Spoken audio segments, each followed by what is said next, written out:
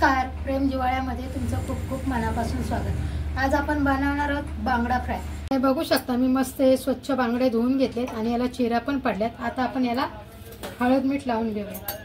आता आपण याला हळद लावूया।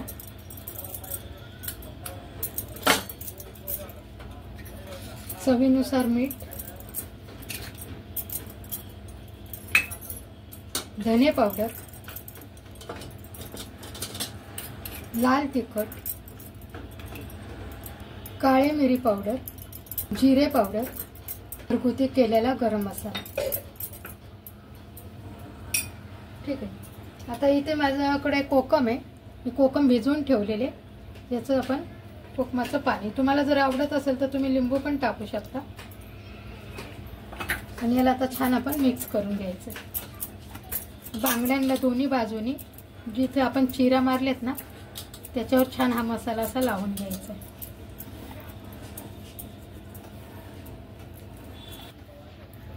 तर अशा पद्धतीने हा मसाला सगळा आपण ह्या बांगड्याला छान लावून घ्यायचा हाताने असं चोळून। बघा असं याच्या आतमध्ये पर्यंत मसाला जिथे आपण चिरा मारलेत ना याच्या आतपर्यंत हा मसाला गेला पाहिजे, म्हणून सगळीकडे अशा चिरा मारून घ्यायचा आणि मसाला पण दोन्ही बाजूने असा छान लावून घ्यायचा। तर आपण अद्रक लसूणची पेस्ट टाकूया आणि याला मिक्स करून घेऊया। अजून हा मसाला लावून झालाय, बघू शकता तुम्ही। आता याला आपण ना 15 मिनिटं झाकून ठेवूया। ठीक आहे, झाकून ठेवूया 15 मिनिटं। आता इथे आपण 2 चमचे तांदळाचे पीठ टाकूया। रवा घेतलाय, बारीक रवा आहे हा।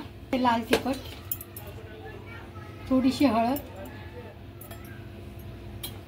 धनेची पावडर, जिरा पावडर आणि मिरी पावडर। आता हे छान मिक्स करून घेऊया।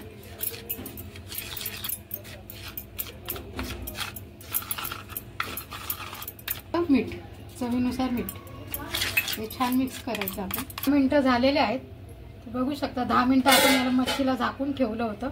आता आपण तळायला घेऊया। आता कढईमध्ये मी तेल टाकते।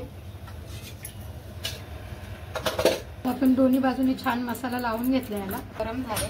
तर आपण एक एक बांगडा सोडून घेऊया तेलामध्ये। गॅस आपल्याला स्लो ठेवायचा, फास्ट नाही करायचा।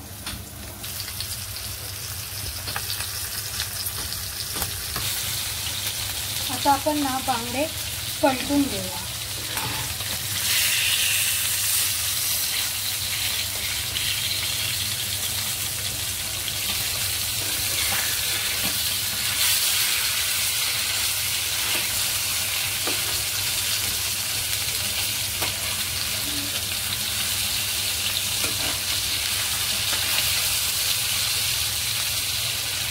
याही बाजूने आपण बांगडे चांगले खरपूस भाजून तळून घेऊया।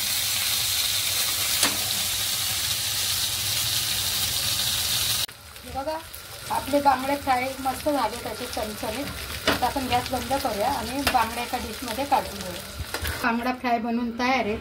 जर तुम्हाला बांगड्याऐवजी दुसरी कुठलीही मच्छी घ्यायची असेल तर तुम्ही घेऊ शकता, पण अशा पद्धतीने एकदा करून बघा, खूप चविष्ट आणि छान राहते, हॉटेलालाही मागे पडेल। अशा पद्धतीने आपला बांगडा फ्राय बनवून तयार आहे। जर तुम्हाला हा व्हिडिओ आवडला तर व्हिडिओला लाईक करा, चॅनलला सबस्क्राईब करा। Tata bye bye.